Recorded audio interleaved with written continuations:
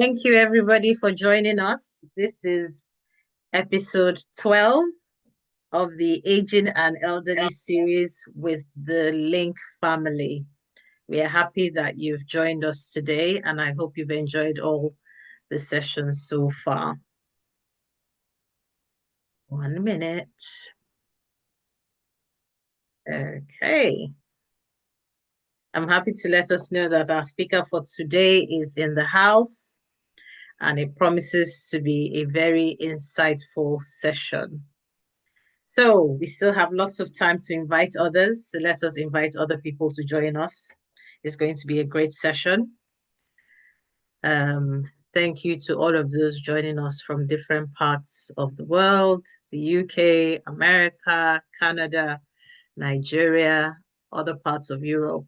Thank you for joining us. We are very grateful. Without much ado, I'll be introducing our speaker, Dr. Chichi Menakaya. I have a very long bio, but I'll try and summarize. Okay, so I'll just put her on the screen now. 1 minute.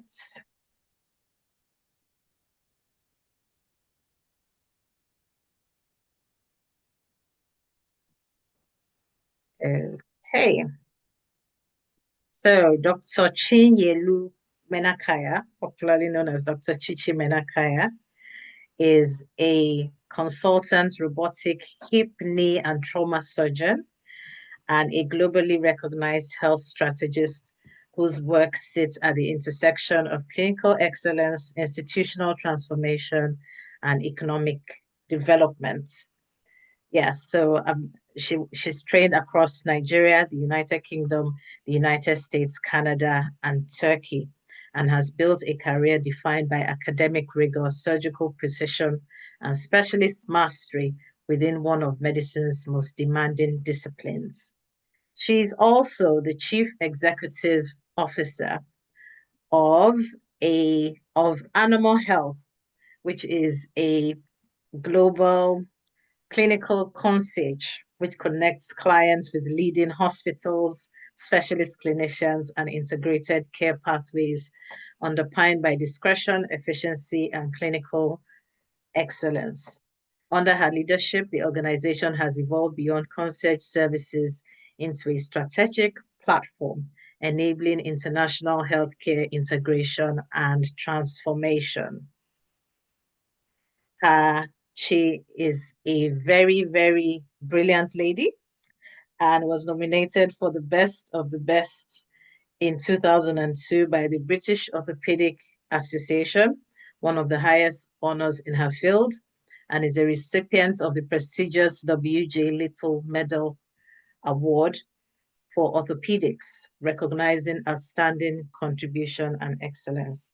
She has been featured repeatedly as an international women trailblazer by the British Orthopedic Association, particularly for her leadership and influence in advancing the profession.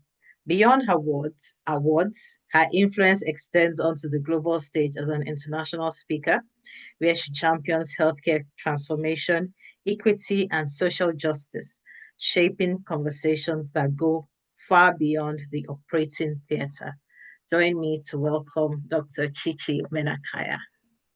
Thank you so much, Dr. Simi. You forgot to mention that you're also my friend and my colleague, right? Yes, We yes, went I to have the medical school privilege to be together. her friend or colleague. And we went to medical school Uh, together. I think that's really important also. Okay, yes, thank you it so is, much and for she's a great friend, and she is very understated, very down to earth, and is a great person to know. Yeah, I thank must you. add So that's the most important part of this conversation. Well done, that. honestly. I think like I've watched you build this platform and it's really exciting to be here. So I actually feel really honored to be able to speak to they're like, I think how many people can I see? 19 other people that have joined. Thank you so much for being here today. So do you want me to kick up immediately or is that what you want me to do? Yes, yes, please. You can go to your slides. Thank you. So today I've been asked to talk about a topic about safeguarding in the elderly, but I thought it would be really nice for us to do a bit of an interactive session. I know that Tammy has talked about the fact that people have come from different places. If you don't mind, on the chat box, can you just say like where you come from and what you do? So that helps me understand the crowd that we have. Like, so for example, I can start out by saying I'm a surgeon, I'm in London at the moment, or I'm in the UK. So can I see like where people are from and what they do on a day-to-day basis? It could be anything, just so I can see who I'm chatting with. So I don't feel like I'm all alone here just speaking to people. Thank you. Can we take like a minute to do that? Just who you are, where you've come from, so that I don't call out people's names to do that. Thank you. So, GP Grimsby, thank you so much. Anyone else? Caregiver in the US. Wow. Thanks for joining. So, a bit of medical. So, we'll try and keep it a bit medical. Two people are medical people at the moment. Toxicologist from the UK. I'll give you another 30 seconds. Bioscientist from the UK. Everyone's really medical. So, really interesting.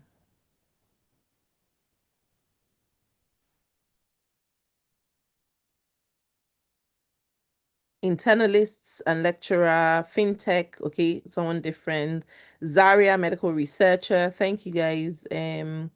Medical doctor in research from Manhattan, retired nurse in the UK. Thanks for joining. Okay, I think it's a minute, right? So I'll see. I'll still let people keep writing where they're from, right? So I'm going to start out. Timmy has asked me to talk about when safeguarding in the elderly, but I've called it something different, which is when care becomes control. So what I'm going to talk about today is like how do we recognize abuse? How do we protect dignity? And when do we actually need to know when to act, right? Because for a lot of us, like even myself, a lot of us come in contact with people that are really elderly. How do we make this work? I was going to just do a bit of a ground rule of how I thought today could go. What I really want us to come out of this place doing it's things like perhaps what we need to do is decide what we want to talk about. So if I'm talking about something that we think is not really important to us, we can have people say, oh, can we expand more on another part and then we'll swerve and talk more about different parts. I also want each and every one of us on this call today to keep one older person that they really love in mind for the next 40 to 50 minutes when I go through what I'm going to speak about today and really think about if that person was in front of you today and you had to safeguard them, what would you do? And I think I've used the notion about someone you really love because for a lot of us, we tend to nurture and protect people that we really love. And I think it's really important. And then I'm hoping that when we finish this talk today, we can all live here with a framework of how to be better people, not just to the people we love, but the wider society. I hope that makes sense. By a show of hands, we all agree with what we're going to try and do today. I'll just give 30 seconds for that. You can use the emoji icon to just say thank you so much. I saw you clap. Thank you for that, right? So I'm gonna do a bit of like disclosure because every time you have to give a talk, you have to say the truth, right? I'm not a geriatric person, but I do something for a living. Tim already says I do trauma and orthopedics. I fix broken bones every single day of my life, and I also do hip and knee replacements. So if you wanted me to fix your knee or fix your hip, I'll be the person. But majority of the patients I see at work are actually elderly patients because most people that require hip and knee replacement or have broken a fracture of necessity, which is when they fall and just break immediately, actually older people. So today we're going to talk about fracture, but in a different way. And obviously, to diagnose fractures, we use x-rays, right? What I want to talk about today is not about fracture in terms of fractures of bone, but what happens when there's fractures of trust, of dignity, of independence, and more importantly, of voice. Because it's always easy for all of us to say, oh, yes, we, especially for people that are of African origin, we feel like our parents have looked after us or our aunties or uncles have looked after us when we're kids. So now that we're adults, we want to almost step into that role of who they are, right? And actually really look after them. So I'm going to go on to this. A lot of us know about Nelson Mandela because Nelson Mandela did a lot for South Africa. But apart from that passion of Nelson Mandela about South Africa, there is something unique about Nelson Mandela. I like to live looking at people that are mentors. Yeah, Nelson Mandela died when he was already in his 90s. So again, he classes on that elderly and had to be safeguarded also.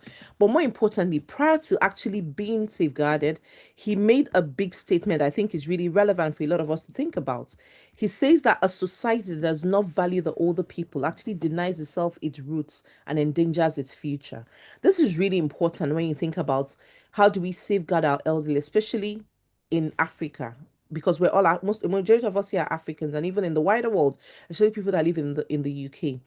And it's very clear because I'm going to repeat it again. If your value should be in safeguarding and actually valuing the older people who built your country prior to you stepping into the same role, and therefore the future of our country is endangered if we do not recognize these people. He goes on to say that you must strive to enhance their capacity to support themselves, and I'm stressing themselves for as long as possible, because that takes me back to the fracture of independence, right? And the fracture of trust, and also the fracture that we talked about already. And when they cannot do so anymore, to care for them. And it's really interesting how he says it. Because when I think about his words, it takes me back to the fact that we have to continue to maintain their dignity while we care for them, because they build that society that we live in. However, I also have a disclosure. For me, I have a personal reason why caring for this elderly is really important. In May this year, my father turned 92. And it's really important for me because every time I think about my father, I think about the fact that this is a man that has safeguarded me all my life. And not only is he just 92, he's still the same doctor. He's my father. He's been a leader. He's been a decision maker. But he's still a man that has a history, a humor, some stubbornness in him, and also his rights. So even though that he's 92, he doesn't automatically translate into a project I have to manage, because he still remains the person I love. And therefore, for me to safeguard him, I must safeguard him in such a way that I don't take over his whole life and his independence. Because no matter how you think about it, a lot of the oldest people you meet in the society want their independence not taken from them, while you show what you think is love, to be able to look after them and get them to age in a good way that they want to age. There is a lot of talk now on longevity, and when people talk about longevity, we talk about longevity as if it just applies to just living long. But longevity is also about the fact that people will live long, but they also have to live a meaningful life while they age. And therefore, when we think about today of what do we do in our society to make sure that our elderly people, like my father that is 92 years old now somewhere in Nigeria, is able to still continue to be that same decision maker he's always been. Even though you're contributing to his decision, he still leads, so his confidence is still there and his dignity as a human being is protected. But at the same time, we're able to manage a part of his life that we don't automatically take over his entire life in the guise of trying to protect him, and that way taking away his autonomy, if that makes sense, in different ways. But that's what we're trying to talk about when you think about safeguarding and placing someone into your mind. I want to place my dad on my mind tonight as we go through the different ways of safeguarding the elderly. I have a question, which is, some of us also think about the fact that we just want to safeguard this elderly, but each and every one of us will age at some point. So, as we talk about safeguarding and bringing in things in place that will safeguard the future, as Nelson Mandela had referred to, of a country, then we should also be thinking about the fact that one day we're going to be in the shoes of this person and we'll need safeguarding. So, whatever we make today, like they'll say, you need to be the change you want to see happen, right? Mahatma Gandhi says that all the time, because at the end of the day, you have to actually put things in place so that in the next 20 years, 30 years, as Nelson had referred to, you will then be the society builder, and therefore you're able to put in procedures that will make things a lot better. So tonight, I want you to think about other things, and think about whether the person you put in your mind that you love is your parent, maybe your neighbor, and for the doctors in the house and the medics, your patient, perhaps a relative, and as I already referred to, your future self. And just think about it. You don't need to tell me who you're thinking about. Hopefully, we'll talk about that as we go along. And just remember that it's not just about loving them, but actually seeing them, perhaps that one day you're also going to be in their shoes and you want love to also come to you. So let's do a few things. We're going to try and think about what we believe is safeguarding, right? Before we start, because it's always good to know where our baseline knowledge is and see where we're going to. So again, in the chat box, you either put care or control, or maybe I need more information. I'm going to start with the first question. You assume, so I'm going to say I'm his wife, I'm his next of kin, and I make all the decisions. Do you think this is care, control, or do we need more information? Anyone, please. And it's also good to say I'm not sure, which is I need more information. I see Sounds control. control. I hear control. Yes. I hear I need more information. I think both answers are really right because if the patient in this question or the man himself has given a power of attorney to this person, then yes, they can make decisions, but that doesn't mean that they can make decisions solely on their own without getting the person involved. So again, that is still a bit of control. That is still part of control. Let's go to the next one. It says we all agree as a family that mom shouldn't know. So this I hear this a lot in Nigeria, and I'm going to use Nigeria because I'm Nigerian. I'm proud of being Nigerian. Where there's a diagnosis that is like sinister, like malignancy, and they say, "Oh no, we shouldn't tell mom what's wrong with her." Do you think this is care, control, or we need more information? Anyone, please. Either the chat or meet yourself. It's going to all be really interactive so that we get to where we are. I love the word that someone says care and Control. control. Sorry? Control. Control. Thank you. I like that. A bit of, and I love the part that says a bit of care. So it's so funny how each and every one of us see it in a different way. And I think everyone is correct because there's no, by the way, I said that these are all trick questions. So you can be right either ways. Yes, it's a bit of control. Yes, it's a bit of care because it all depends on the context. If mom had given an instruction saying beforehand, I don't really want to know when things go wrong, then yes, you're trying to protect her. But if you're taking that decision solely on your own because you think if I tell her it's going to make her worse, then yes, it is a bit of control. So I like this next one is very important to all of us. We've taken dad's bank card. It's safer with us. Care, control, or we need more information.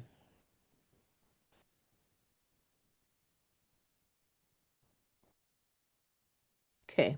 I like the care. We need more information. Perfect. Care because you're trying to protect their money, but provided you're not the one going to use the money, right? Because some people will still use that bank card and then the money goes away. And care and control. I love that battle. So about care and control. So we're going to go to the next one. There's so much talk about dementia, dementia, dementia, dementia everywhere now. So they say she has dementia. She can't make decisions anymore. What do you guys think? Care, control, or do we need more information? Both care and control. Yes, I agree with you. Care and control if it's really advanced dementia. Control if it's not advanced dementia. But there's also a part of the dementia that no one talks about. The moments where there's a lucid moment, right? Because it depends on what level you find them at before they become full blown dementia. At those times when they have a lucid moment, it's good to carry them along to make those decisions. Unless there's also a power of attorney saying that those decisions can be made solely. Thanks everyone for your contribution. We're going to go on to the next slide now. So these are things I want us to think about. These four truths when we go ahead today, when we think about how do we safeguard adults. One is, do we think about marriage and next of kin status? Does that in itself create decision making authority? The answer is no, right? Especially outside the country where there are more rules that protects people apart from in Africa. The family consensus is not the same as the patient's consent, right? So the family can decide, but provide if that person is compost mentors, which means they're still within their mental capacity to understand what's going on, then yes, you need to consult them before you take this decision. Dementia, as I said, has a gray area, so it doesn't automatically translate to lack of capacity. Old age is not the cancellation of adulthood, right? Because most old people can still take decisions for themselves. And this is clearly written in the mental act capacity law in the UK in 2005 about how do we take decisions for the older people.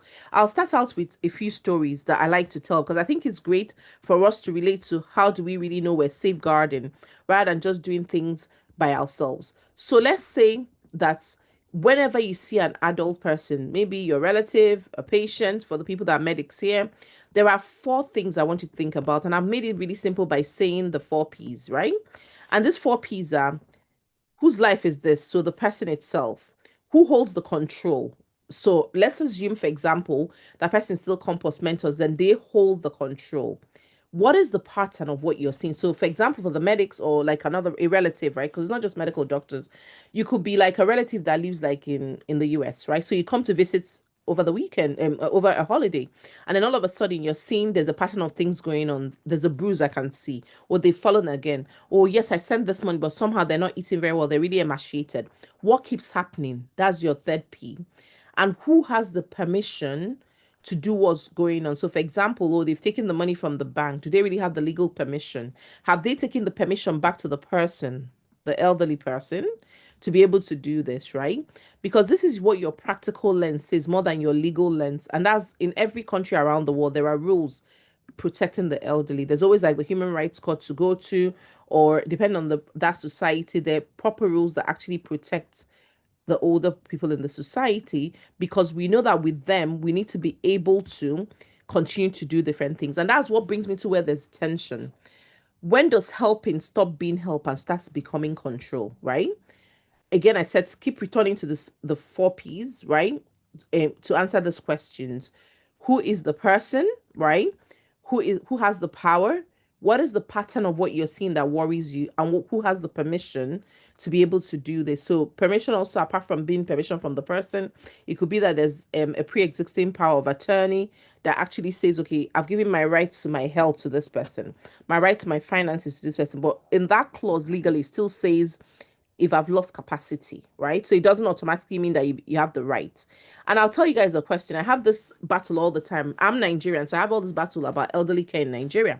And everyone says I can't do anything because that's his spouse. But the spouse automatically does not translate into being the caregiver with the permission or the power to control the elderly person, right? And that becomes like a really difficult place to be in. So it's good to always keep returning to that question to say, am I really helping by what I'm about to do? Am I just exhibiting my control tendencies, right? To be able to think as a way of safeguarding. So let's do a bit of definition, because we talked about safeguarding, safeguarding, safeguarding. And safeguarding literally means, and this I've lifted from NHS England safeguarding, right? This is, they're not my words, to protect their health, their well-being, their human rights, and to enable people to live free from harm, abuse, and neglect, right? The whole goal is that there's zero risk at any cost, right? And the whole idea of it is that I've rephrased it to say the goal is to make sure that they're safe with dignity, they have a voice, they have a choice, and everything is done in proportionality. So you're protecting them, not simply from them. Does that make sense? So you're trying to protect the older person, but you're not protecting them from themselves unless there's a reason why you have to. So let's assume they've got severe dementia, they're not safe to be on their own, and you think that you need to take them to somewhere safe, then that is the only time when you're protecting them from themselves to make sure that they're safe. And that then makes sense that it's not control, but at that time you're actually trying to protect them. And obviously, again, is the safeguarding act that comes into place here. So there's six principles that protects one person. One is empowerment. And when we talk about empowerment, everyone talks about empowerment with different things. You need to empower them in terms of their voice, their independence, their outcomes. You need to protect them from things that I think are their greatest risk. And we're going to talk about what are the things that could be the risk to the older person. And also at the same time, you need to make sure that you prevent anything that leads to a compromise to their very well their sorry, I think I went back to their well-being. And obviously there must be a clear, transparent accountability, and responsibility must also be done in order to achieve all of this. And as I said, you don't work in silo. You're not the sole Voltron that saves this older person. There's going to be, if they have family members, you should get them involved. If you have a community of people, as we always say in Africa, it takes a village to raise a person, it takes a village to care for an older person, right? You need to make sure you're doing it in partnership, because at the end of the day, it has to be the elderly person led and also outcome focused. What are you trying to achieve? Are you trying to protect them from falling? Are you trying to protect their finances so that they have enough money from their investments to be able to live, or from their pensions to continue to live healthily? And obviously, as we talked about, longevity, living well and getting older as they age, because we all know that with modern medicine, the people are living longer. So we have to obviously be able to protect them. And if you go back to what Nelson Mandela says, they built our society. For our society to keep thriving, the older and the elderly people must be protected. So think about this. These are your principles of safeguarding: empowerment, protection, prevention, partnership. Proportionality again means you're going to do it in proportions. You're not too intrusive, but you're not too evasive away from everything else that's going on. So you're being able to, like, almost like you have a dice and you're dicing it, you're juggling it so you have a balance of it, and that way they feel involved. And as we all talk about patient-led care or person-led in every part of what you're trying to achieve. So let's talk about abuse. A lot of times when we talk about abuse, everyone concentrates on physical abuse abuse. So I see that they've had a fall, someone's hit them funny, someone shoved them because they're being difficult, or maybe you're saying to him, take your medication, then you pin him down, you force the medicine to him. At that time, are you doing this proportionately? Think about that. Are you That is actually physical abuse, right? Because yes, they need the medication. Yes, you think that you're giving them medication so they don't have high blood pressure and potentially have a stroke, but forcing them to have that becomes a problem. Because what I would do in that situation will be to say, okay, he's refusing to take his oral medications. Do I mix this into his food so he's still able to take it without forcing him so it's not like a stressful thing to do? Or do I grind it and put it in water, for example, so they can still have it but in a different way? Or for Africans that eat swallow, do I put it in a bowl of swallow so they didn't notice it and they still take it? But I don't physically pin them down because I think that it's really important to have them do that, and therefore I force feed them, right? So that's physical abuse. And obviously, physical abuse will range from not just force feeding to things like hitting someone, right? Domestic abuse that we talk about everywhere also applies in the older generation in terms of between spouses. There's also sexual abuse, and I'm going to tell a story that really got me really sad. I had a call once where we got involved because of through an NGO I worked with that does a pro bono like legal services for people in Nigeria, and there was this elderly successful old woman who had developed dementia, and the family had employed a nanny, like a nanny from, like, I don't know, some from relative brought someone type of nanny to look after the elderly. And they noticed, and the niece had come back from the UK to see the auntie, and she'd noticed that her auntie had become more withdrawn, you know. And because the auntie had become more withdrawn, she wasn't sure what was going on. But every time the nanny had a son that was disabled, right? But there was a disabled adult son, disabled in terms of, I think, some mental disability. So every time the nanny came into the auntie's room with the son, the woman kind of, even though she had dementia, she kind of like shuddered, started weeping, looked like she was really scared. So obviously, and that's why I thought about looking at what you see to ask you what's going on. So she eventually then found out, because when this kept happening a couple of times, she got worried. She asked what the problem was. Everyone blamed it on dementia. And because she had worked with the elderly in the past, she decided to hide the camera in the room, right? And she ended up finding out that the nanny was allowing the disabled son to rape this 90-something-year-old woman, right? This is a true story. I haven't made it up. So sexual abuse is also very prominent when people care for the elderly. And we've had stories of that within our work environment. And it's scary, but these are things that, so if you're putting people to care for the elderly, if they're your relatives, is it worth putting like a camera so that you can monitor it? But at the same time, also giving them some decency, because they're going to be changing. You don't want their camera with their clothes all out, and then that way their dignity is also not there. So there should be things that can be put in place to say, okay, do we check in regularly? Do we have safety nets to make sure that we screen the people working? We make sure what's going on, because again, there's a lot of that going on. There's also psychological abuse, and psychological abuse stems from different things. Simply saying to someone, you're too old now, oh, you're older now, can actually be very psychologically damaging. Or sometimes when people are transitioning into memory loss and getting dementia, even things like correcting them. So, for example, you see like a granddad and he says, I can't remember your name, right? And then you go like, oh, granddad, how come you can't remember my name? My name is this person, right? The way you say it, you must be said with love. Sometimes they used to be like really important people in the society, or like they used to look after you or pay your school fees, and all of a sudden you can't remember your name. It's all about saying, okay, how do I do it in such a way that they don't feel offended and it's still very respectful? So it could be things like simple things like, oh, don't worry, it's not important to remember, but anyway, my name is Chichi, for example. And they're like, oh yeah, it's Chichi. And then you kind of help them almost confabulate their memory so that they still feel decent and don't feel a lot dejected because they're really struggling to be able to understand. This week I was on call in the hospital and I had a patient who just kept forgetting that her husband had died, right? And she kept saying to us, oh, my husband hasn't come to visit me, right? And it's easy for me to say the first time, your husband is not coming.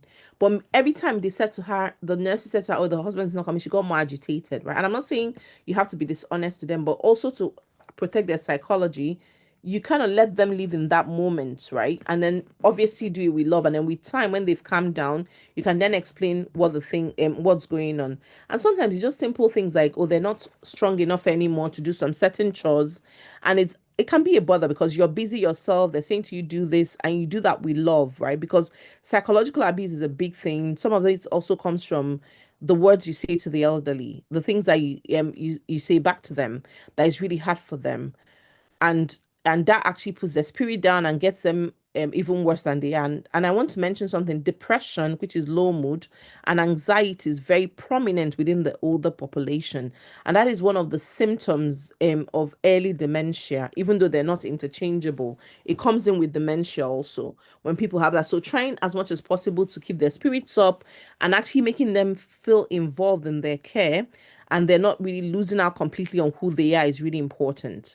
Obviously, we talked about financial and material abuse, where people take over their banking, take over their pensions, take over different things, and actually profit off what the elderly person is supposed to be using for their own well-being without having any accountability for that, is also a form of abuse in terms of elderly abuse. Then there's the big word of modern day slavery. Modern day slavery. Modern day slavery. I'm going to harp on that so many times. A lot of people that live in diaspora feel like their elderly relatives should be nannies, right? And saves them from childcare, right? And I know for us, as I guess most people here are African, so I'm allowed to tell me, am I right? Everybody here is like Nigerian, half Nigerian, was Nigerian before, or African, right? Is that correct? Majority. If I Yeah. think I can say this because again, it's part of our culture where we think that the parents then care for your kids, right? But in modern societies, your parents don't care for your kids for nothing. They don't care for your kids without being paid for it. It's not paid in terms of monetary payments, but paid in some form or the other. So things, even things with kind acts of kindness, like thank you, you do Dr. something. Chichi, I've sent you a message Okay, to my phone or to. to your phone, yes. Okay, cool. So it's just acts of kindness and different things that acts of kindness and things that you can do to be able to do that. I'm just going to go through this and we're going to take a short break and then we're going to come back again. There's also discriminatory abuse, organization in terms of if they continue to work. And I think neglect and omission is really important, and also self-neglect. So someone might say to you, I look after their phone, I look after their visitors, their movement and their voice, but this actually becomes part of abuse. So I think just think about this, and when we come back after the break, then we'll all put one word in a chat where we think is really the part of abuse that we really think about most and we think is easy to be missed. Thank you. Tammy, back to you. Thank you so much. You can stop sharing. Thank you. I'll just hand over to Dr. Sukomi Wow, to wow, wow, wow. What continue. that is awesome. Thank you so very much, Dr. Chichi. Good to see your face after a long, long time. Same here. Uh, Same here. yes, and I like the way she had to hijack the introduction. That it wasn't complete. That you didn't add the fact that she's your friend. But that's what friends do to their friends, right? Yes, exactly. Okay. Yeah, thank you very much for this section. I'm just going to do introduction and I'll make it very quick so that we can get back into the flow and enjoy the rest of the day. Again, this is about connecting us to the resources, connecting us to life. Is about ensuring that nobody is living in isolation because again, God didn't create us to live in isolation, created us to need one another. So the link is to ensure that gap is bridged. And so this is a group is an online community of people age 16 and above, and is focused on healing and building healthy relationships. This is for individuals, for couples, parents, family experience where you can have a whole family experience for healing. Okay, whether you are at one phase where you are married, or you are transitioning between being married or single, or you are a parent, or um, you are you yeah, or you're a grandparent even. Yes, so either parents or grandparents. So this is open to all people from nations, race, religion. But it's good to mention that even though everybody's welcomed. Our background, our basis of interaction and our principles are those in the Bible.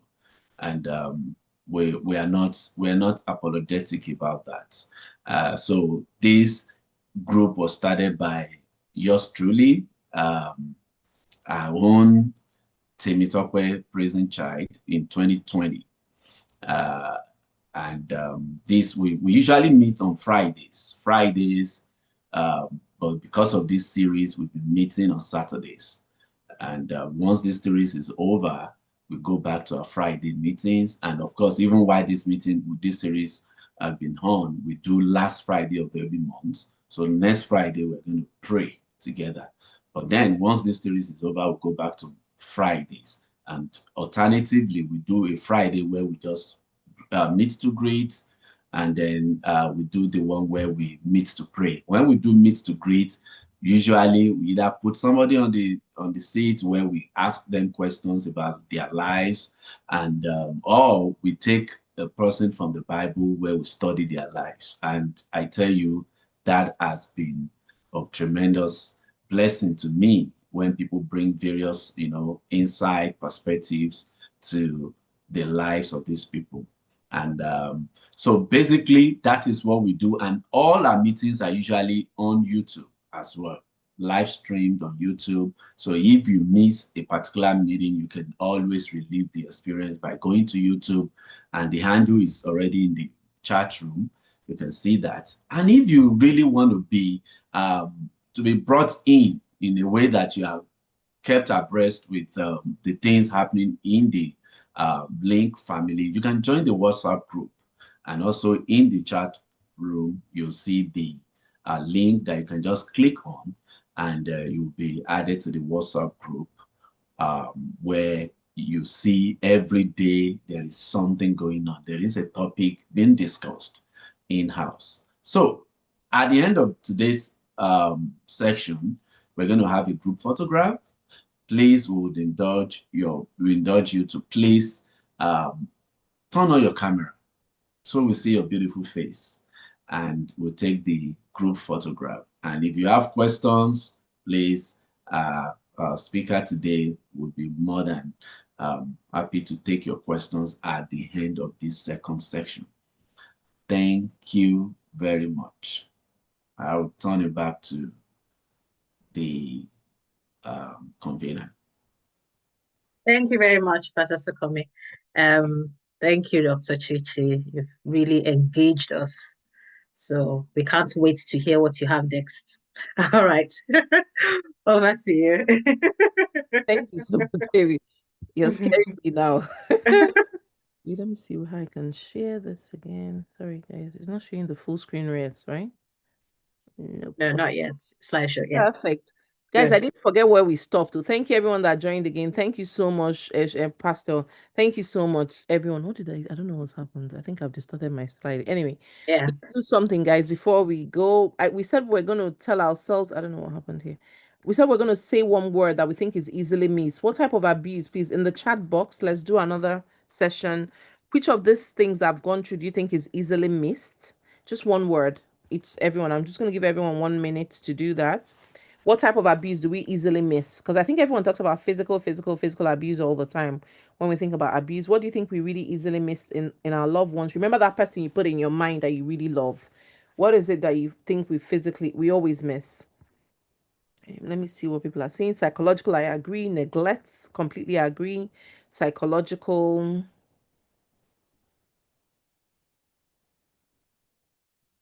Just 30 more seconds. Anyone at all? Emotional abuse. Emotional. Yes, I missed that actually. I think that also comes.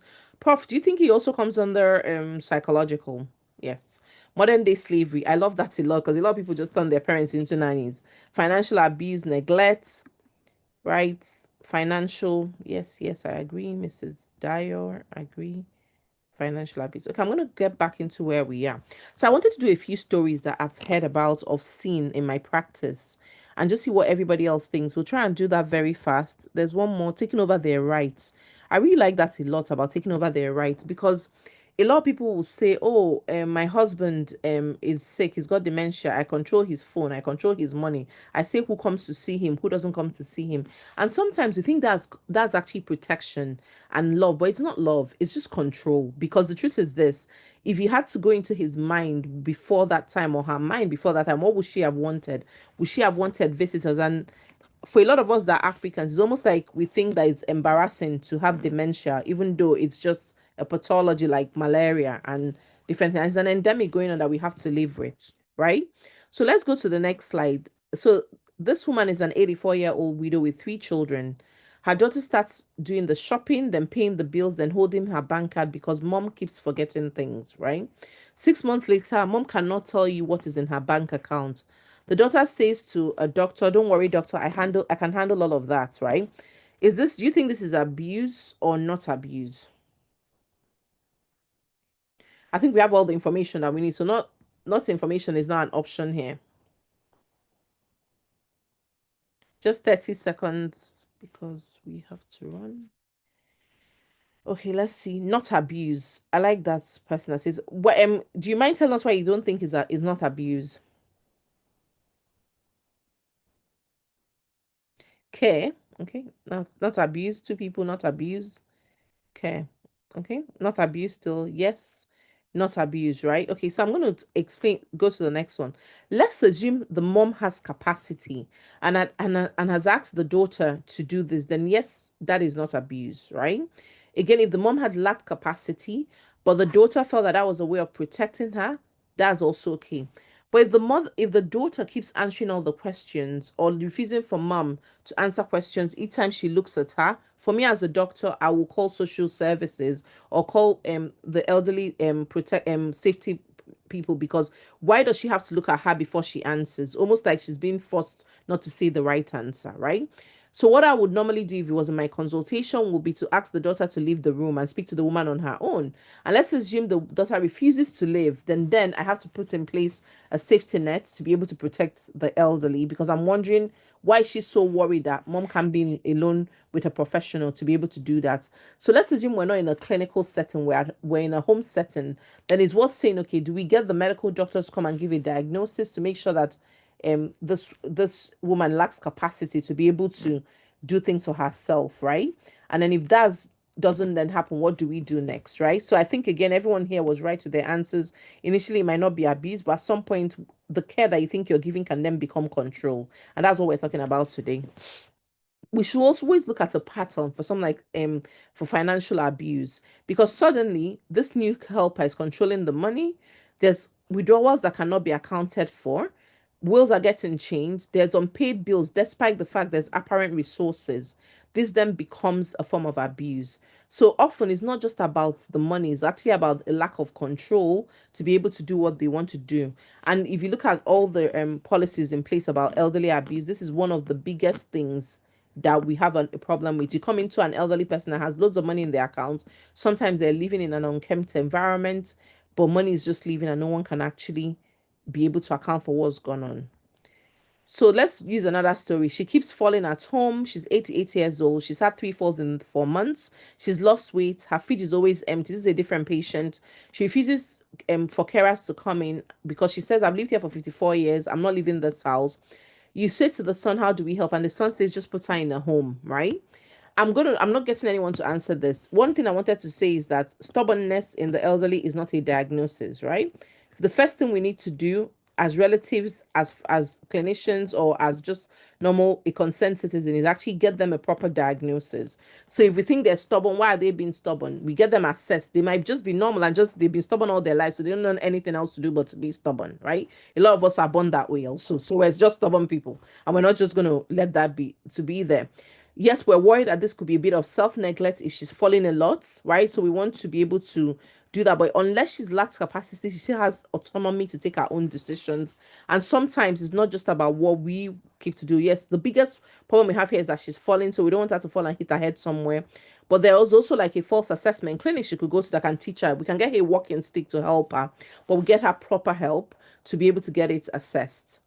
I had a conversation actually today with someone whose father had like an episode where he went like blank. And then I said to the daughter, Does he have any other medical problem? He says, yes, he's old. I said, aging is also not a diagnosis, right? A lot of us say it's old age that is worrying them. I'm not sure what old age worrying means. What we need to do is find out what actually is their diagnosis, because you still have 92-year-olds that are running the marathon. They are old, but they're not old age diagnosis. And I think for a lot of us, we just feel like when people are old, yes, they come with increased risk of high blood pressure, diabetes, like obviously dementia, maybe they've had a stroke, they've had a heart attack. So those are real diagnoses, heart failure and different things. But you need to have a diagnosis before you decide that old age is a diagnosis, because there's so many old people living really well and living well. Let's give an example. As a lot of our leaders in Africa are old and they're still kind of taking decisions for us, right? So they're not going to be classed as being diagnosed with old age, because that really doesn't exist.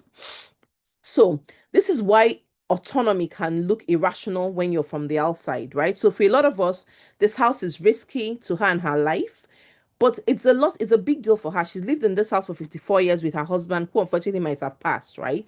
She's got her children, she's raised her children in this house. She has the same neighborhood that is like her network that protects her. It's her routine, she's got memory, she's got an identity. So even though she's at risk, it does not automatically mean that she has equal incapacitation and needs to be moved.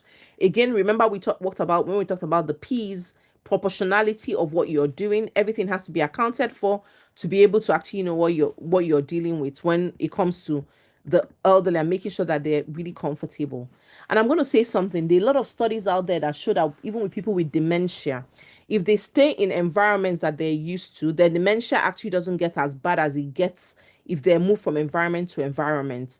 So example, if you had an elderly relative, for example, that lives in Lagos, right? And they're normal, they have no dementia, nothing wrong with them. Maybe 88-year-old person, fit and well. You put them on a plane and they come to visit you wherever you live outside the country, maybe US, Canada, wherever. For the first few days, they're disorientated in time, place, and person, right? Not because they've got dementia or early signs of dementia, but because the pressure in the plane kind of gives them what's called a snow down, in where you're tired at night, your head has been hit, your head has actually moved a bit, so you're a bit swollen. And then after some days, they're also back to their routine again. They remember the environment. They're not just wandering off. A lot of people worry at those stages and say, oh my God, maybe my dad now has dementia. It's not dementia. It's just the fact that you've taken them away from their safe environment where they're used to. They know where to turn on the switches. They know where the bathroom is. All of a sudden, in this new environment where everything feels disoriented, right? So this woman is within her rights to want to stay in a house she's been in for 54 years with her memories, right? But how do we make it safe for her? That is what safeguarding is all about. So I'm going to speak a bit about mental capacity. In terms of mental capacity, you need to make sure that they can understand what you've said, can retain the information, use it to weigh the consequences, and then at the same time communicate that decision. So when there's still a risk, but they understand, yes, I know I live in this house. This is where I want to live. I want to leave this place as long as I can. I know I've been falling. I understand that. I know that falling can cause me head injury. Yes, I understand that. So what we then need to start thinking is that what do we put in place to make it comfortable for them to stay in their own environment and live as long as they want? That is when you've really, really safeguarded that elderly person. So the other thing I want to talk a bit about self-neglect, right? So sometimes people are tired, they're a lot older, they're slower, they start neglecting themselves. Yes, this may be, we might see this as risk, but she might just see this place that is so unsafe as her home, right? And therefore she doesn't want to be taken out of it. And the work is not to win the argument. The work is actually to understand the person, as I've said so many times, reduce the harm, build their trust, as I said about the X-raying through the fracture of trust, right? And choose what is least restrictive to them to be able to make sure that you don't override their autonomy. And I go back to autonomy all the time because that's very important for most older people. So another story is that dad doesn't need to know. I think we talked about this already about people with diagnosis. I'm not going to overburden about this. We need to tell them or ask them, do you want to know? So when I see a patient in clinic, I say to them, I'm going to do a hip replacement on you. These are the risk factors. I go through my risk factors. And when I see them again the day of the surgery, I say, do you want me to go through this risk again? Right? And they say, no, I don't want to talk about it again because it's going to give me anxiety. But they've told me they don't want to do that. So with things like, do you think they want to know? You can say to them, oh, dad, the doctor is going to communicate this to you. Do you want to know what the diagnosis is? And then they say, no, I don't want to know. Just tell my children. There's so many situations like that. Then you've given them an opportunity to be involved in that conversation. They've handed that autonomy to you that it becomes that they've been involved. Because I don't know how it feels like not knowing what's going on in my own body, right? All of a sudden, you're saying to him, no, they're giving you just sugar tablets, but then they're having chemo. I've seen cases like that, right? And the elderly person doesn't know what's going on with them. And a lot of people feel like, oh, I'll leave my elderly relatives. But what if something goes wrong, right? You never know. There's some natural disaster and you're not no longer there. How do they then cope to continue their treatment when we're not available? And again, as I said to you, the whole thing is not about taking them over, it's about being part of their life and being there for them. So again, I think I've been talking as if the family is the villain. The families are not villains, right? A lot of us will care for our older relatives. We're exhausted, we've worked hard, we're there all the time. And sometimes it's actually very difficult to be able to be a loving family person without actually almost stepping across abuse, if that makes sense. Sometimes you're anxious, and part of what you're doing while you're taking over the safety is because you're an anxious son. Sometimes you don't have, you're undertrained and patient enough to understand how to deal with an elderly person. A lot of people go to courses to help them get along that. And sometimes there's family conflicts. Maybe you guys are fighting about property or grievances. Oh, my father used to refuse to give me biscuits when I was a child. I've heard things like that. Now I'm in charge of his own, so I'm going to buy as many biscuits to make up for the years I wasn't eating the biscuit, right? And you're allowed to be that way because at the end of the day, you're also human. The truth is that to care for someone, you can become sleep deprived, you're tired, you're angry because you're like, oh my God, I told him not to move this up here. He's moved it 20 times and I have to move it back again. You also have to give yourself a bit of like, what's the word? A bit of grace because at the end of the day, you're human and it's all okay for you to feel that way. Now, I'm just going to talk about these are things that could be problems. Yeah. Mom, sit down, you'll fall. Yeah. Again, it sounds like a simple sentence, but the mother can answer, don't tell me I'm the mother. You're not supposed to tell me what to do. Or do you understand? Or comments like you're too old for that, right? What does that even mean? Too old for what exactly? To skydive. Richard Branson is almost 80 years old and he's constantly skydiving and falling, breaking a bone and having it fixed again, right? Daddy, give me the keys. I don't think you should drive. It's the way you communicate it to them is very important. So some control will arrive as shouting.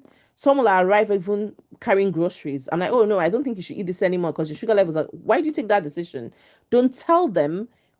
Have a conversation with them so that they're able to feel involved and they're not confused to be able to understand what you need to achieve together. Again, I think what I've been stressing is that it's joint care, it's joint involvement, and it's about listening to the elderly person even though you feel like they didn't listen to you as a baby, but you couldn't communicate and talk as a baby. So that's a different situation, right? But this time they can communicate. So let's talk to them. There's also a lot of coercive behavior that we do. You know, we block appointments, we control their medicines and stuff. I think I'm not going to stress about this a lot. But what I wanted to say is privately, make sure they feel safe. Make sure you're not someone that stops them from doing things that they really want to do, provided they don't put them in harm's way. Okay. And then more importantly, what makes him happy is important, right? This is a story I heard once where 17 if 9-year-old widow meets a man online, right? Again, this is a modern day safeguarding dilemma. A 79-year-old lady meets a man online, messages him every morning, he calls her beautiful, listens, and then all of a sudden she's sending out loads of money to this strange young boy somewhere in, I don't know, Pakistan. I'm not going to use Nigeria, Pakistan. And then one day you discover that he's taking half of her money. This is very common. So sometimes when you're safeguarding them, you're doing it because you want to protect them and things can really go wrong. So I'm not saying don't still try and be in control, but do that with a lot of love. And the truth is that scam is real, the risk is real, but nobody should fear automatically give away ownership because they're worried about scamming. Because again, that just gives people control. Okay, things like you make them stop driving because you think it's not safe for them. Yes, that is true because you think it's dangerous. Why don't you arrange a driver for them? Why don't you ask them whether they want someone else to drive them? Why don't you contribute to be there to help out, get their eyes checked again, make sure they go to DVLA if you live abroad, and just make sure they feel carried along to be able to do that. I remember when my father we stopped him from driving. And to be honest with you, now that I'm thinking about it, I think it's a bit of control also at that time when it happened, right? Because he liked to drive this car sometimes. And I'm like, my God, you're now 90 something, you're now 85 or something. I don't think it's safe. Your eyes are not the best, right? And he kept saying to everybody, they commanded me to stop driving, and he's really compos mentors even at 92 I'm playing a game. But as I give this talk now, I'm thinking, wow, it's really a difficult gray area to be where you're trying to safeguard an older person, right? But somehow it was a joint decision at the end, because if he had said no, he wouldn't stop doing it. But he realized that this was the safest one. There's someone available to take him to where he wants to be, provided you keep that social connection for them, because social connection is shown also to make dementia slow down, or if that was dementia or like a memory loss. I wanted to leave this to say, you're not the daughter, you're not the doctor. So sometimes for me, I really struggle with one thing. I feel like as a doctor, I have all this knowledge, right? I'm going to protect him. I know this is happening, right? You're a child in that situation if you were a professional and not just a doctor or whatever profession you are. And sometimes you're like like you banker. Someone here says they do fintech, maybe the bankers, and then you know where to put this money. But your father says, listen, I don't want to put it in this investment. I want to put it in this. And you're like hitting your head and saying, oh my God, dad, this is where it's going to be better, right? But think about if you had rewinded like 50 years ago, he could take that autonomous he could take that standing on his own. Therefore, that's what you should be thinking. How do I make sure you don't make them fight you to do this? Like, be doing well, mean well. Like, I think we've learned a lot of things. The 4 P's, think about it and say, who is the person who has the permission? I need to do this in proportionality. How do I make it work for them to be able to make sure that they're involved? I want to leave everyone with this. There's a lightning round I want you to remember. Type C means care and type A means abuse. This is the only time where A is worse than C if you did an exam, right? So, because most times in exams we're aiming for an A, but remember A is abuse, right? It does that keeps the bank card. Just ask for more information to be able to know what's happening. Anything that you're uncomfortable with, we should be exploring what's going on. Your 85-year-old parent is sending money to some new fling they've met somewhere. They're allowed to love, by the way. I know in Nigerian society, it looks like it's like almost like everyone's gonna like bring out their guns and come for me. But listen, they're allowed to do that. But let's make sure they're safe while they're doing that so that they don't get into problems, right? A daughter refuses to let her mom travel because she thinks she's too frail. Carry her along. Yes, it might be unsafe. Get her to see a doctor and let the doctor convince her that this is too frail for her to do, right? And that makes sense. So what I was going to say is that control can hide inside dependency. So it could be threats again, keep repeating, do you feel safe? Do you want me to be involved in this decision? And it's like a recurring theme that you just have to keep doing to get them to where they are. And I'm going to start this is me as a child being carried for my father. So sometimes when I feel like I need to look after him, I keep remembering that even though I'm now a doctor, I don't have authority over this 92-year-old Nigerian man, right? Who has always been strong, still continues to be strong. And therefore, because I now think I'm so intelligent and so with all this sound of knowledge, I can't physically carry him like he carried me as a baby, right? So even though we think our roles have reversed, what we want to do is still let them do things for themselves, but you do it as a joint care. Like I'll use my father as an example. He's still the same man he's been since I've known him, and he'll listen to me carefully. He'll thank me for my expert opinion, and he'll still do exactly what daddy wants to do, right? And sometimes it's hard, but I'm like, okay, listen, he's got autonomy. He's taking the right decision that doesn't put his life at risk. So I don't have authority over him, but let's do this so that it works out really well, and we do it as a joint decision. So as I said already, safety is not ownership. Protect it without erasing them. Just remember, how do I make them safe? How do I preserve what makes their life theirs? Very important. And that's why I've come up with this safe test, which is see the person, ask, do not assume, follow the change and escalate if it needs to be, because escalate is important. If you think they're not safe to do this or take this decision, then you should be sending them somewhere to a doctor, getting other family members involved so that you get them the help that they need. I don't think we need to expand on it because we've done too many stories, right? And again, escalate, right? And again, you don't need to be a detective, but you need to be able to act, you need to notice, you need to listen, and you need to act. Again, act is about escalating. If you see anything that is immediate danger, get the right help for them. Don't play doctor, just get them the right help that they need to get. And I want to say something. You need to always return to this person that we have pictured at the start, the person that you really love. If their voice became quieter tomorrow, would you notice, right? Would you ask? Would you listen? Would you protect without taking over? That's very important. Whoever your person that you chose in the beginning was, just remember that. And I want to leave you guys with a few words because I love inspiring people. Mahatma Gandhi said that the true measure of any society can be found in how it treats its most vulnerable members. As people get old, they're very vulnerable. The same thing, they're really vulnerable, and we want to protect them. So no matter what we do, we should do it with love. And our holy book, which is part of praising the child, says, honor your father and your mother so your days will be long, right? And I think it's really important. When I always say this word, honor your father and your mother, it's not just your father and your mother, but the older people in the society, so your days will be long. And we all talk about longevity now, but we need to remember that, as Mandela had said, your society will grow because you look after the elderly. Again, the Bible, which is what we everyone here is a Christian, believes in, is still saying that you must honor them. You must honor them. You must honor them. And honoring them is not taking over their lives or taking over their autonomy, but being able to look after them with love, with care, and also with loads of respect. So I'm going to say safeguarding is not simple. It's about keeping people alive. Their voice, their money, their body, and their choices and their relationships and their home and their dignity must be preserved. Thank you everyone for listening, and I hope if there's any questions, I'm happy to take questions. Thank you. Thank you, Timmy.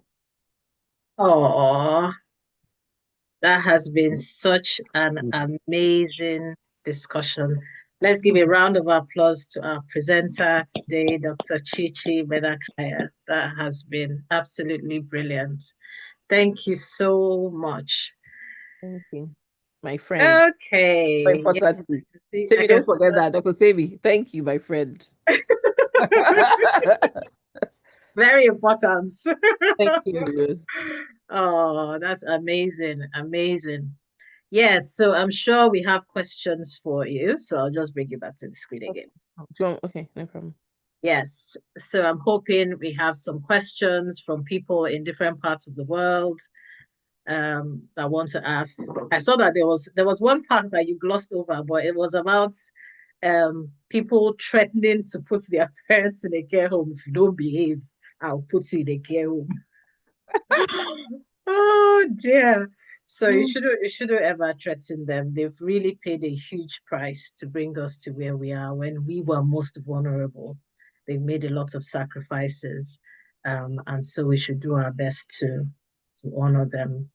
And it's a promise that honor your father and your mother, that your days may be long on the earth and that you might be blessed. So it is really a great thing that well, it's a blessing to actually have your parents around, and then to be able to honor them. Timmy, I So, think I was going to say something, right? I know for as Africans, we think nursing homes are like a punishment, right? But I actually have a really completely different view about nursing homes. I think that as Africans, we should really look after our parents. I will struggle to put my parents in a nursing home. But what I also think is that sometimes, because of the situations you find yourself in, the nursing home becomes a blessing more than a punishment. So, for example, if you're like constantly busy, you're never there, you're constantly traveling, perhaps putting your mom in a home or your dad in a home where they're well looked after becomes important. And I think a lot of us also don't think about the fact that we can create a nursing home within our own homes, right? So, for example, you get a nanny that helps out, but you're still able to overlook them. Yes, there's a lot of abuse going on in nursing homes, especially in this country, but you can protect them, right? So I've also started things like with a lot of my friends and the older parents putting in CCTVs in their home. So we're able to monitor them from here, right? Because of through the concierge, we do that. And being able to see what's going on with them. We've also gone into people's homes and changed it. I had one of my best friend's father had a stroke a few years ago, and we went in and literally revamped their house and created it so that it became elderly friendly for the man to be able to rehab. He can get in and out of the bath, but it's a nursing home still within his own home, right? And in that way, they still keep authority, but it's joint decision about being able to do that. Because I remember that man saying, listen, I want to still be able to go upstairs in my house, but he had complete like paralysis on one side, which wasn't possible. So it took us a long time to have a joint care with him to agree to then recreate. So his wife had to move downstairs to be with him. So he still felt like the head of that home to be able to safeguard him. But I think sometimes we think that nursing home is a punishment. It's not. Sometimes it's actually a blessing for the older person. Yeah, thank you for that. And of course, we need to realize that in some nursing homes, they have clubs, they have people they can talk to, they can socialize, which is very important. Because if you have an elderly person that you lock in the house and you go to work and come back, that's not really life. They're not, and you leave them with the television listening to what, it's not a really nice existence, or you don't take them out at all. But if they're somewhere where they can socialize, they can sing, they can play games, things like that. They can paint, you know, they can learn an instrument or try their hands on something. These are just things that are going to keep them alive for longer. Of course, they can go for walks, they can go to the parks and all of that. So these are things that we should actually consider. Of course, as you've mentioned, CCTV will not be appropriate in the most private areas because that will be invading their own privacy. But definitely, one has to screen workers, make sure you get references and things like that. Then adapting homes, occupational therapy, having handrails, even something as basic as looking at their slippers, changing their slippers so that their slipper still has grip. I'm telling Because you wear slippers for 1 year, the whole bottom of the slippers is gone, it's you. slippery. So they will just slip down the stairs and hit something and give Dr. Chichi No, a not job. like the thing you said about shoes is so funny. A few years ago, maybe like 4 years ago, my dad is like really fashionable. I like to buy his things that are really nice. Then all of a sudden I realized I can't even buy him the nice shoes he likes anymore because it's too dangerous. They slip. They're leather shoes, they're Yeah, gonna slip. Trainers are more appropriate. And maybe you don't buy yes, them trainers with laces. You buy them yeah, trainers that they just slip their feet into, right? then, And yeah, it's important. You don't want them bending over. So even the underwears you buy for them is important. You say to them, you need to sit down to put on your underwear so you don't fall over, right? It's yes, it's so funny how things just change, but you make it make sense for them that they don't lose their autonomy at the same time. yes, yes. Yes, Dr. Sukomi, let's hear your question. I see your hand up.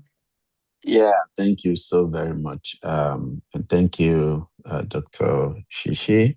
I would have I have a question, but let me just say this first. This series had started with kind of putting the emphasis on taking care of the elderly, the loved ones, and but bringing this angle to it is very important, where one is able to see there is a demarcation between the care and the control, and you don't want to tip it to the other side where it's absolutely control, but just giving them as much autonomy as whatever they are going through allows.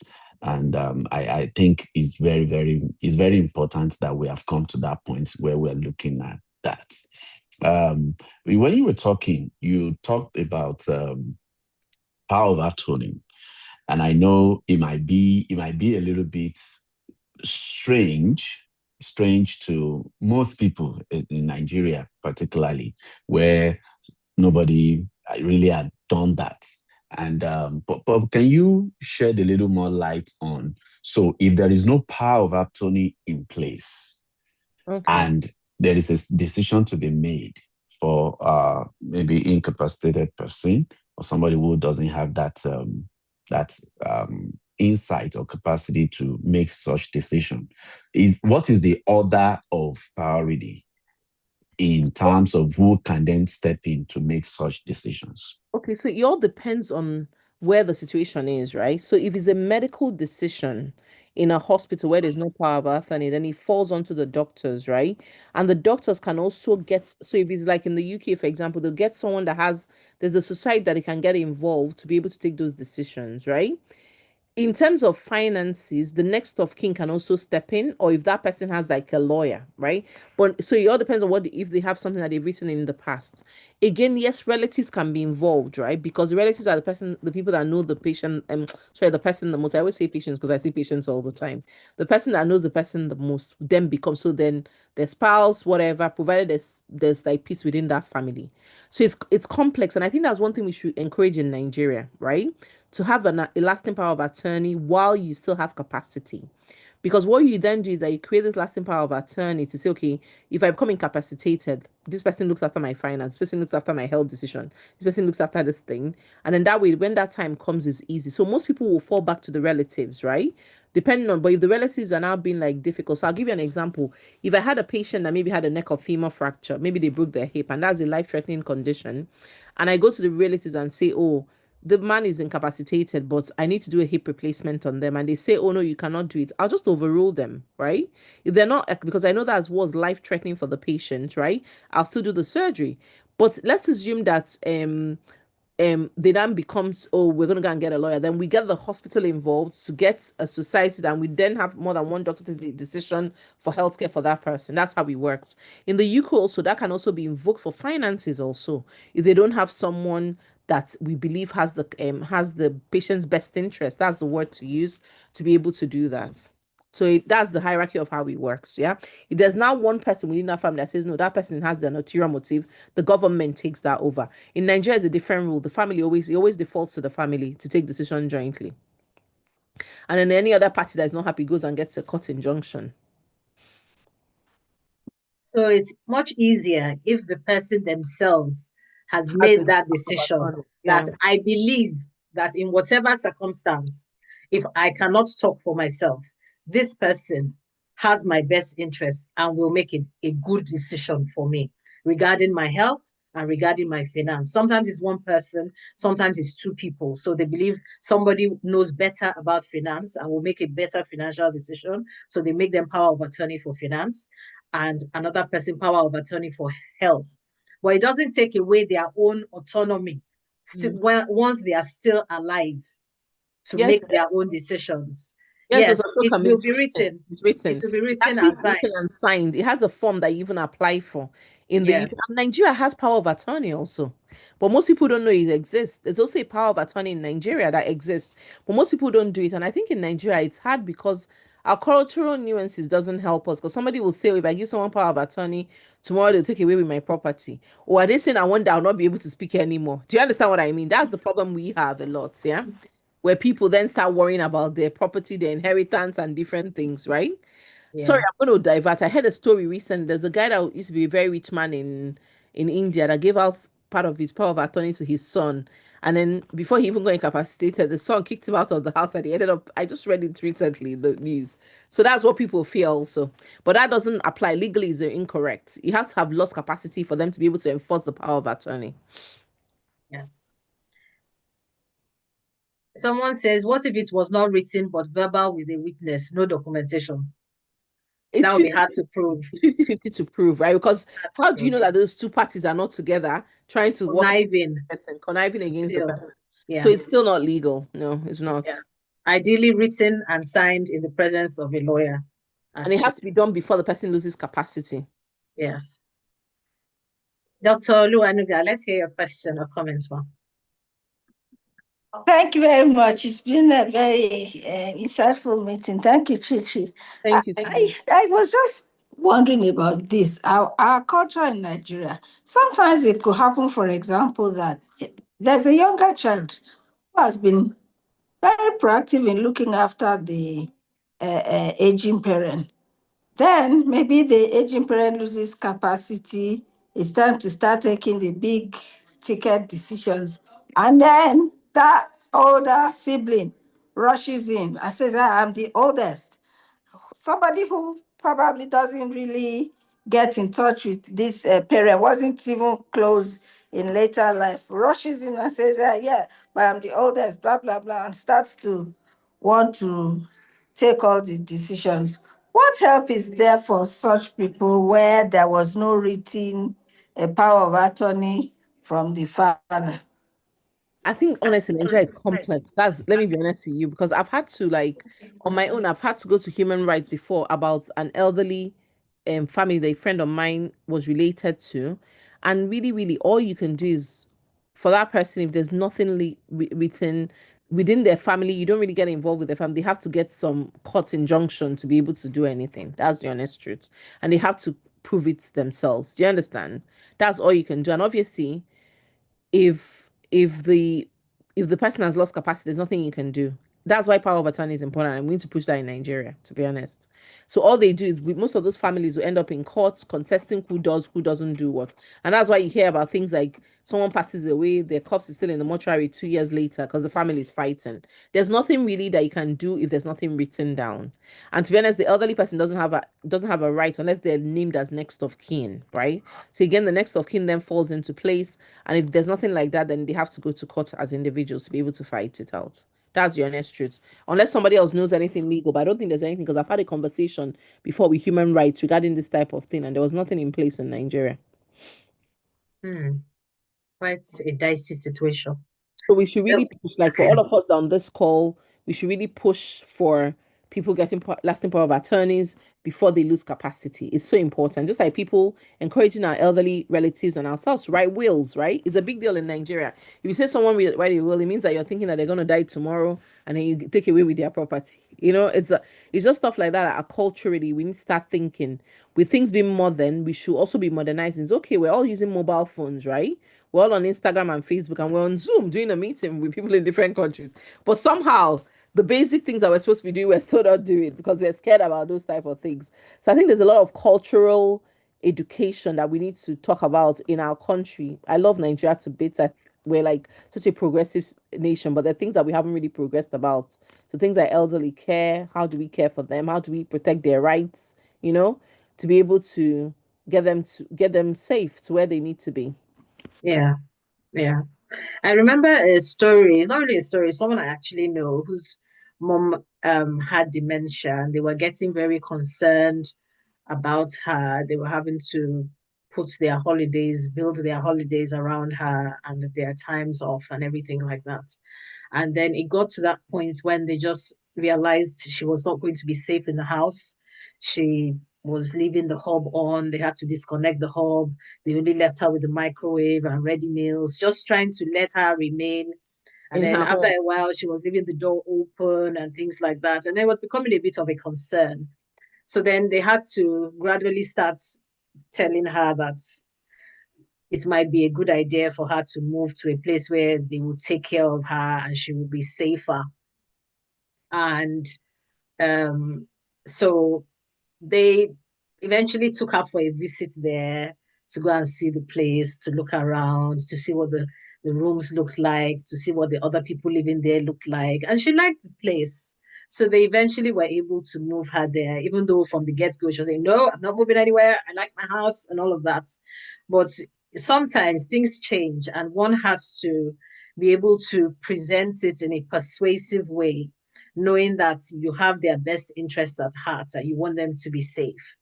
Of course, sometimes it breaks my heart when people come in and they say, oh, well, their mother cannot live with them because they have children. And I almost cringe because you know where we come from. We will take care of our parents. We want our parents around. We don't think of other people taking care of them or putting them by themselves in some place all by themselves. But they said, no, this sister cannot take care of that. And I have my own children and my husband, so they cannot take care of their mother. Oh my God. And, but we live in different cultures. And of course, they are in a culture where they're nursing homes. So, but yes, it's good to have that discussion about what they want for themselves, as in the people concerned, while they still have their autonomy. It's like people that are at end of life having to decide where they want to be. Some say they want to be in the hospital, some say they want to be at home, some say they want to be in a hospice where they just have carers around them and they're comfortable. So it's if they can make those decisions themselves, all the better. But sometimes, not even sometimes, it's always good to be prepared for eventualities. And that's what you mentioned about the power of attorney, which is very important. Dr. Luwanuga, again, let's have your question.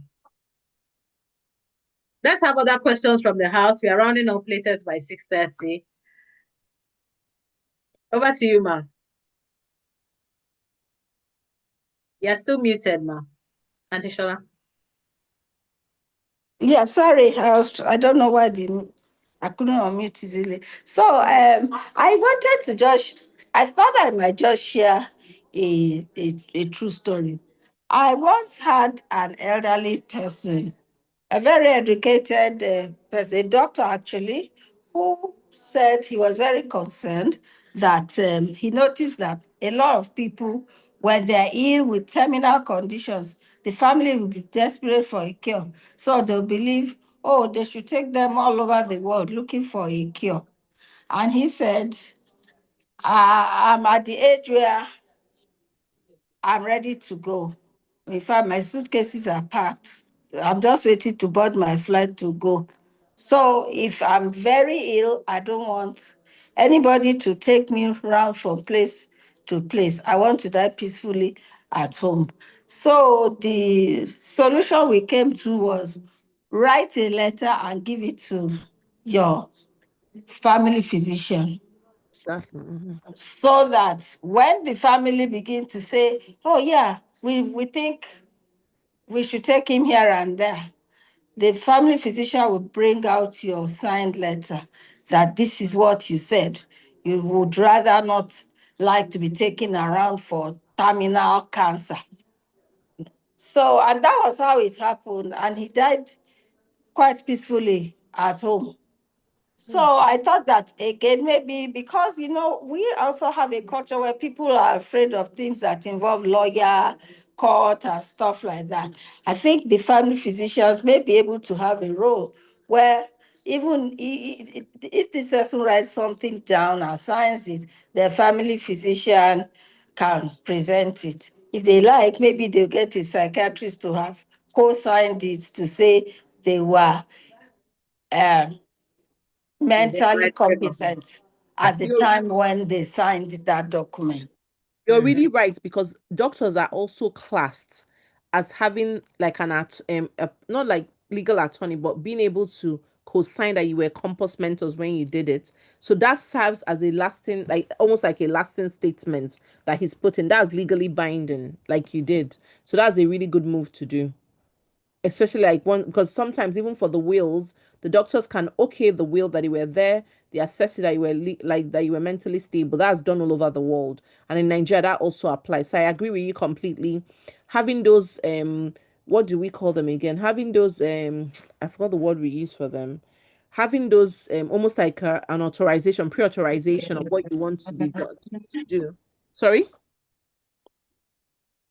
having letters like that are very important to be able to say, okay, this is what my what I want as my testament or something, and then those things actually do apply. Like I have an uncle that told me, if I die now, I don't want you guys to put me in a mortuary. I want to be buried the same day. Does that make sense? He's written it down. That's what he wants to do. He says, I don't want any funeral where they're calling the world to it.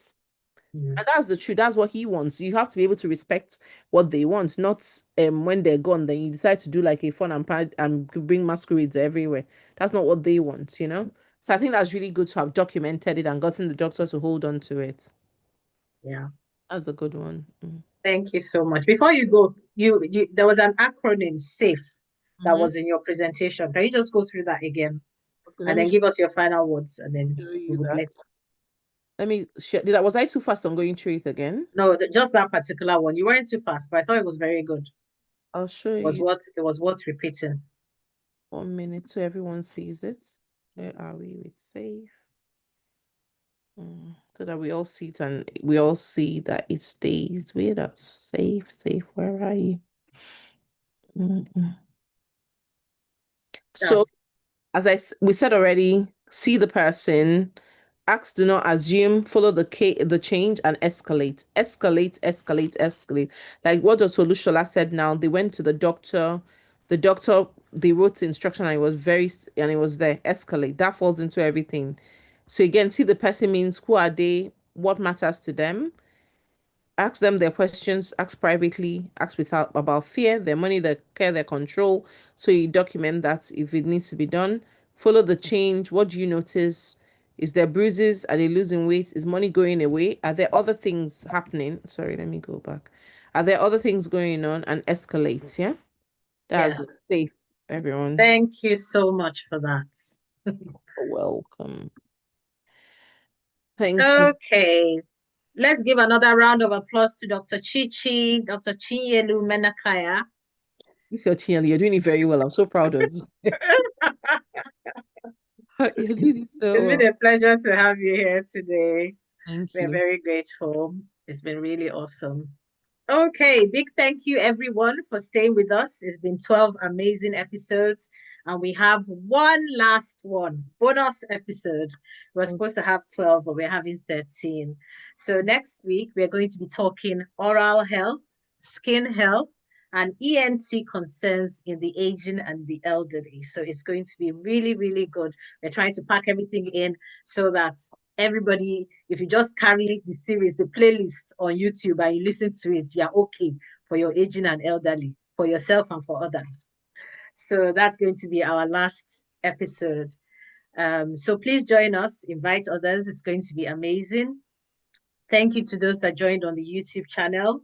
Feel free to like, leave a comment, share the channel with others. I'm sure they will benefit immensely, whether they are aging or they are elderly. So it's good for both the young people to listen to, and it's good for older people to listen to.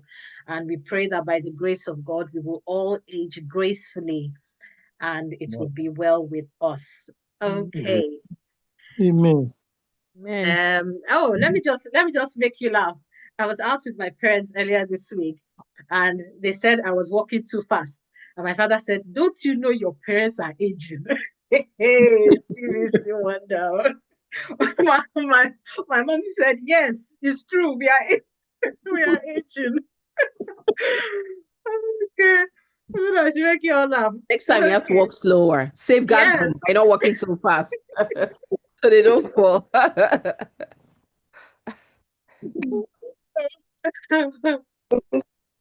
Yes, Sister Nike, over to you. I'll let you take no, Pastor Sukomi, are you ready for the photo?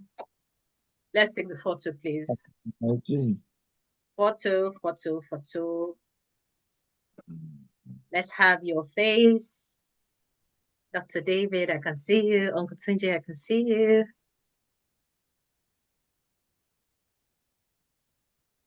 Sister Iyabode, Mr. Bankole Ojo, I can see you.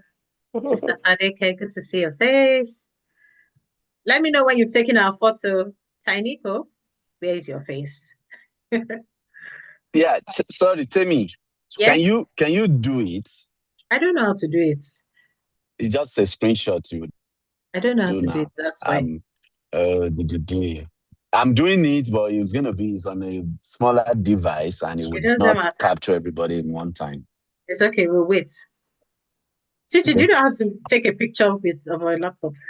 We are not that tech savvy. Are you doing twice, Dr. Sukami? Let's go. Auntie Shola wants to use it.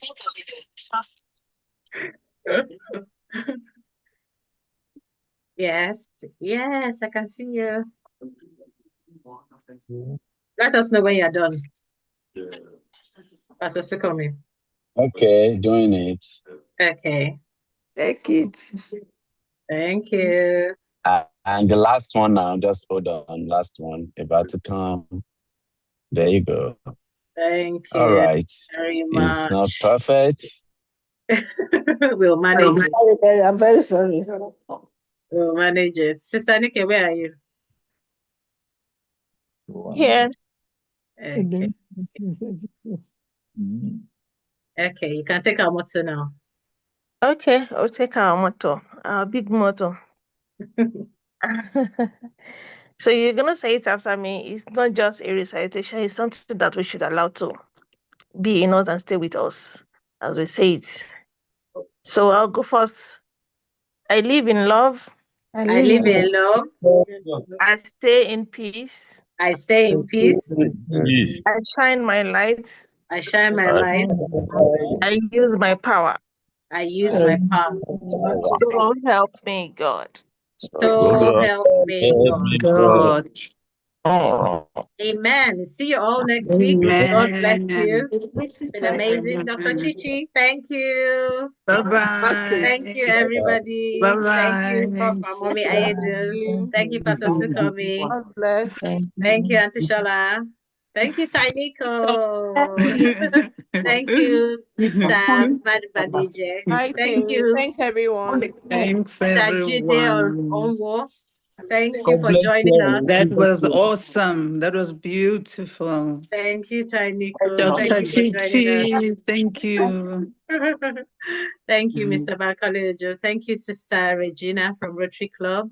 Thank you, Grandma Oguntubi.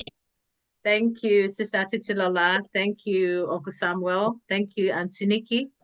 Thank you, Yes, Uncle sir. Tunji. Thank you, Auntie BC. Thank you, Dr. Olaiwola. Thank you, Mr. Patrick Pius. Thank you, Dr. Remy. Thank you, Mr. K. Fudge. Thank you, Apostle Andrew. Thank you. Thank you so much. Thank you, Mr. Bello. Thank you.